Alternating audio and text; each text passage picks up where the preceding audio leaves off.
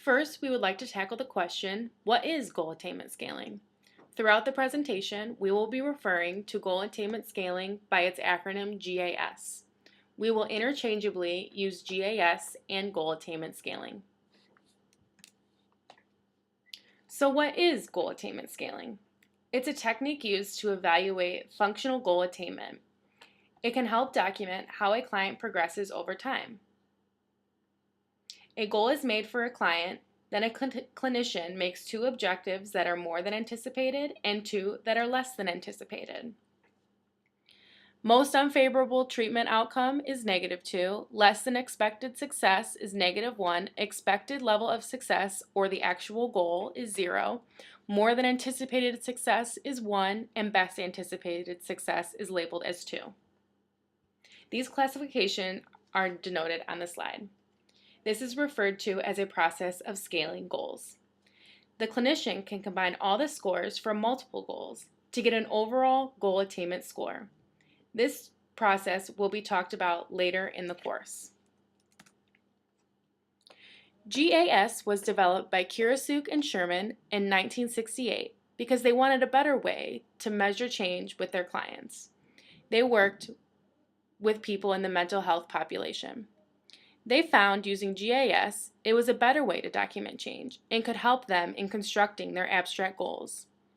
When this article was published, Kurasuk and Sherman advised that goals be weighted. Example, more important goals with more weight. But later in 1994, they advised that with the new statistical methods, the weighting system was no longer needed. In 1979, Sitcherbaum and colleagues conducted a literature review in GAS. At this time, GAS was considered the most popular outcome evaluation technique in the human sciences. It wasn't until 1983, when Clark and Caudry introduced GAS into the rehabilitation world, that occupational therapists, physical therapists, and speech therapists started using it in their practice.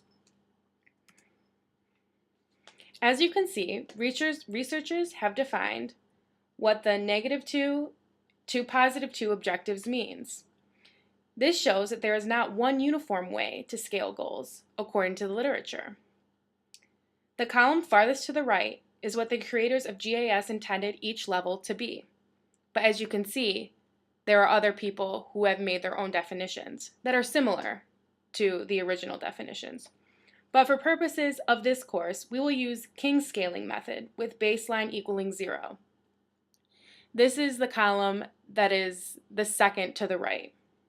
This will make goal setting more clear for this course. This slide gives examples of how Kurasuk and Sherman scaled goals. In this example, there are 5 different goals that they are using for one client. They have scaled each goal accordingly. The person selected was in the mental health population. In the example that Kurasuk and Sherman picked, you can see that there are weights placed on the goals. As was explained earlier, this is no longer needed. Just take a quick look at the goals and the even intervals between the goals. This is a brief introduction of how the creators of GAS intended for the goals to be scaled. There have been many populations that GAS has been used with to document change. Just to name a few would be the community-based health promotion, cognitive rehabilitation, acquired brain injury, health promotion, early intervention, the geriatric population, physical therapy, occupational therapy, and speech therapy. Later in this course, you will see how different populations can be used with goal attainment scaling. Carol Conway will be providing her feedback throughout this course. She is an OT in the schools who would love to start utilizing GAS in her practice. She taught a guest lecture about GAS in a course at Cleveland State University's occupational therapy program. I'll let her introduce herself. Hi, I'm Carol Conway. I'm a pediatric occupational therapist who works in the school district in Hudson City Schools. I have been an occupational therapist for 33 years. I've been in the schools for the past 24 years, and prior to that, I worked in outpatient rehab in pediatrics. and I have a master's degree in psychology.